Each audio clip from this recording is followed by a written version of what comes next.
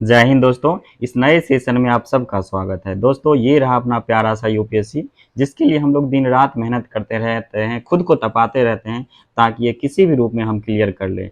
दोस्तों, अभी यूपीएससी के जो 2024 वाले प्रीलिम्स होने वाले हैं, वो उसमें काफ़ी कम समय बचा है।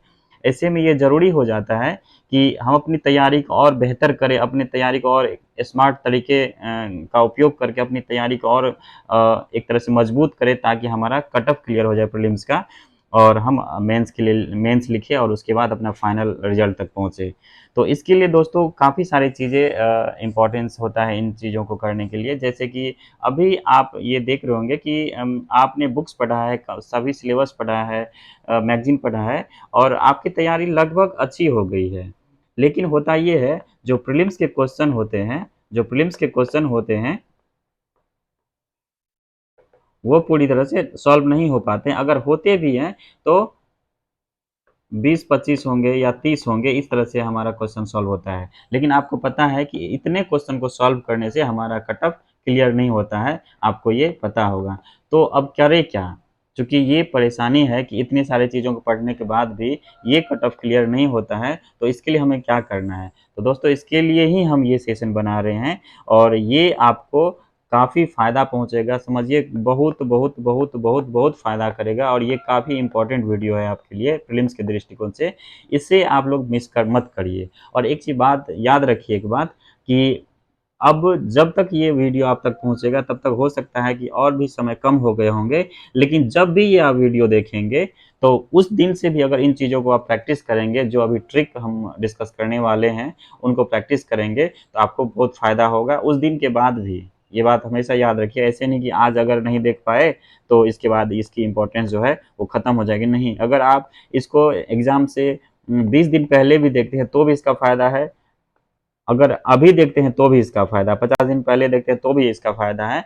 लेकिन थोड़ा-सा अगर जो अभी देखेंगे उसको अधिक फ़ायदा होगा, जो बाद में देखेंगे उसको थोड़ा कम फ़ायदा होगा, यही अंतर है, लेकिन फ़ायदा ज़रूर होगा। दोस्तों, एक चीज़ और बता दे रहे हैं आपको कि अभी आपके पास जो भी नॉलेज है, आप अपने नॉलेज को 50% इन्हेंस कर सकते हैं और आपके मन में जो कट ऑफ को लेके डर है, कट ऑफ को लेके जो डर है, उसको 50% तक कम कर सकते हैं। एक ये बात याद रखिए। ये 2 चीज़ें ना दोस्तों बहुत इम्पोर्टेंट है। ये जो 2 बातें हैं काफ़ी आसान है, लेकिन इसका इम्पोर्टेंस एग्ज़ाम के दृष्टिकोण से काफ़ी बेहतर है, ये आप याद रखिए। क्वेश्चन को सॉल्व करने में जो प्रीलिम्स के हमारे क्वेश्चन है, जो प्रीलिम्स के क्वेश्चन है हमारा, उसको सॉल्व करने में आपको काफ़ी मदद करेगा, ये बात जान लीजिए और इसको बहुत गहराई से समझने की कोशिश करिए। तो चलिए शुरू करते हैं और इस सेशन में दोस्तों हम बहुत सारे ट्रिक्स की बात करेंगे। 10 ऐसे ट्रिक्स की बात करेंगे, कम से कम 10 ट्रिक्स की बात करेंगे जो आपके जो क्वेश्चन सॉल्व करने की क्षमता है उसको 50% तक बढ़ा देगा।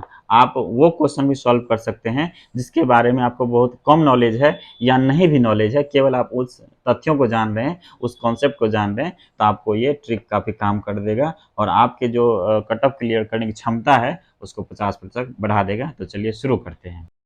जो हमारे यूपीएससी के प्रीलिम्स होते हैं, 2024 में जो प्रीलिम्स होगा और पहले भी हुए, उसमें कुल मिला के ना 3 या 4 तरीके से क्वेश्चन पूछे जाते हैं। एक चीज़ आप लोग ने नोटिस किया होगा, जो पहला हमारा टाइप होता है क्वेश्चन का, वो होता है पेयर टाइप का। पेयर में होगा, क्वेश्चन पेयर में रहता है। एक और टाइप होता है क्वेश्चन का, वो होता है फैक्चुअल टाइप का। फैक्चुअल टाइप का होगा, ये भी जानते होंगे।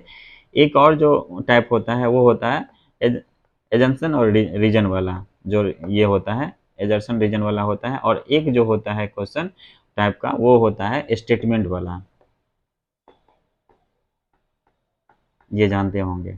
तो ये जो ट्रिक है दोस्तों, ये जो ट्रिक है आपको बता दूं कि ये और ये वाला जो क्वेश्चन के टाइप होते हैं, ये बिल्कुल ना नॉलेज पे आधारित होता है। ये दोनों जो चीज़ें हैं, ये दोनों टाइप का क्वेश्चन होता है, वो बिल्कुल नॉलेज पे आधारित होता है और इसमें ये ट्रिक थोड़े से कम काम करेंगे। लेकिन ये जो दोनों प्रकार के क्वेश्चन है और इसकी संख्या कम से कम 40% इनकी संख्या जरूर होती है, ये बात हमेशा आप याद रखिए।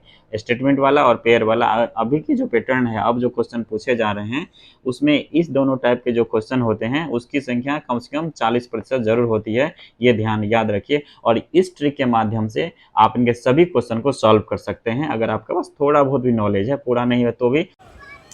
आप लोगों के मन में एक क्वेश्चन आ रहा होगा कि जो AR वाला क्वेश्चन है और जो आपका पेयर वाला है, इन दोनों से क्वेश्चन कम पूछे जाते हैं, पिछले 2-3 वर्षों में कम क्वेश्चन पूछे गए हैं।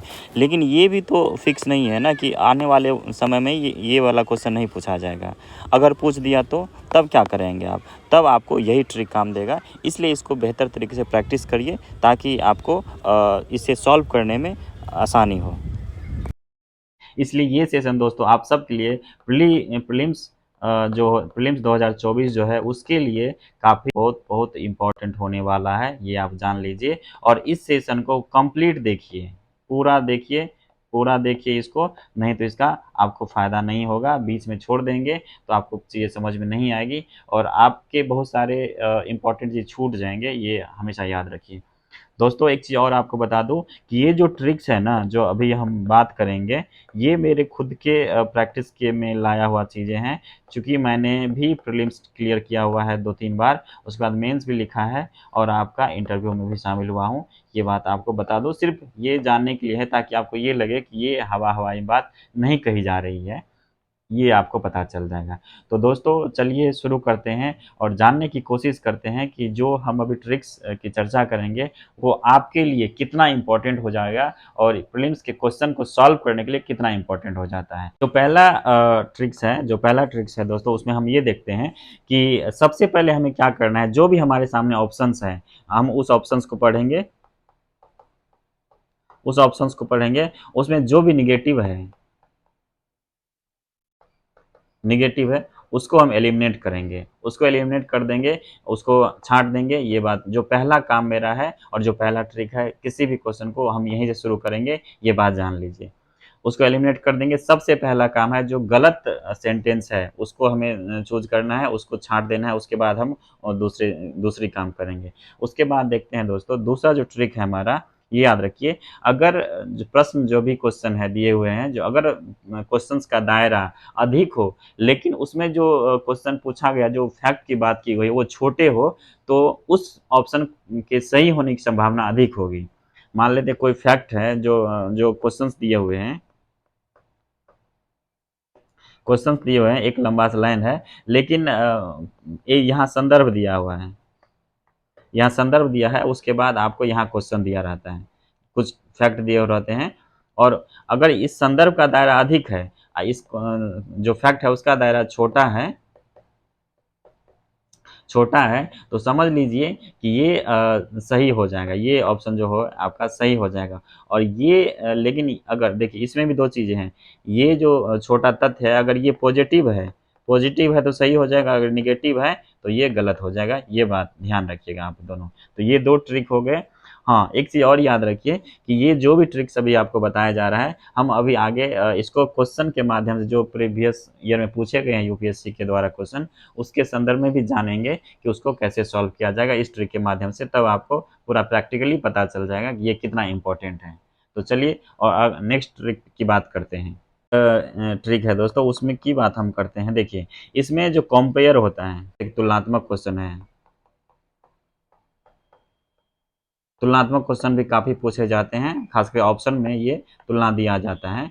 ये ये तो पता ही होगा। देखिए इसमें क्या होता है कि ये तुलना, अगर ये जो कंपेयर होता है, अगर इंडिया है, मान लीजिए हमारा प्यारा देश भारत है, इंडिया है, इसकी तुलना अगर अदर देश से की जाती है, तो अगर ये तुलना सकारात्मक है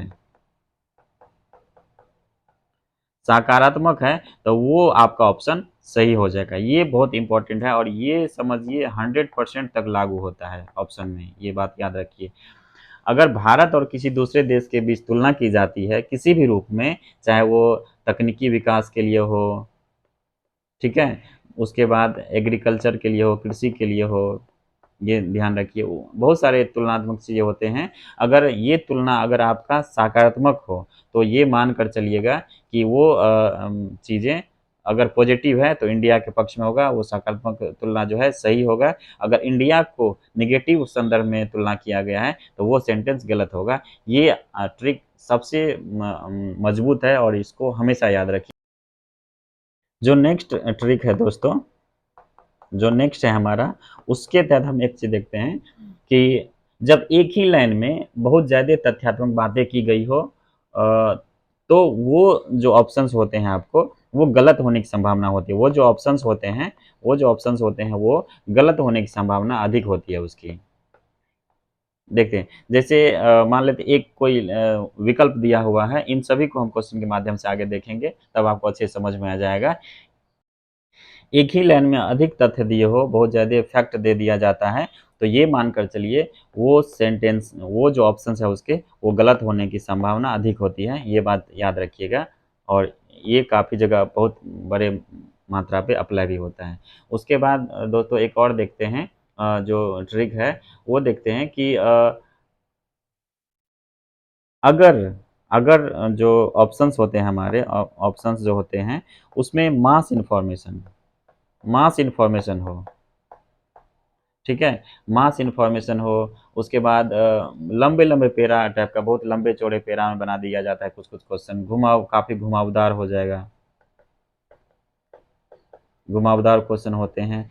जैसे लगेगा कि नहीं कि किसी क्वेश्चन का और छोर ही नहीं है, तो वो मैक्सिमम टाइम में देखिए वो क्वेश्चन जो होता है ना, वो गलत होता है। और एक्सट्रीम बातें की गई हो, मास इन्फॉर्मेशन हो, ओनली बहुत बड़े-बड़े स्टेटमेंट दिया होता है, तो ये इसी संदर्भ में आता है, तो वो देखिए वो सेंटेंस मैक्सिमम टाइम गलत होता है। अभी हमने जिस ट्रिक की बात की है वो उसमें कुछ बचा हुआ है, जैसे कि 5-6 ट्रिक्स की हमने अभी चर्चा की है, डिस्कशन किया है। इसके अलावा कुछ और ट्रिक्स है जिसकी चर्चा हम आगे करेंगे। और उसके बाद जो भी क्वेश्चन है हमारे, जो PYQ है हमारे, उसका डिस्कशन करेंगे, तो आपको बिल्कुल ये समझ में आ जाएगा और ये आप उस आधार पे आप इसको सॉल्व कर सकते हैं। तो दोस्तों इसको आप फ़िलहाल अपने स्तर पे प्रैक्टिस करिए। हम दूसरे वाले सेशन में इसी से संबंधित कुछ बातें करेंगे और जो हमारे क्वेश्चन है उसको सॉल्व करने की कोशिश करेंगे और फिर आपको अच्छे से समझ में आ जाएगा। तो बने रहिए, देखते रहिए, अच्छे से पढ़ाई करिए, स्वस्थ रहिए, खुश रहिए। धन्यवाद।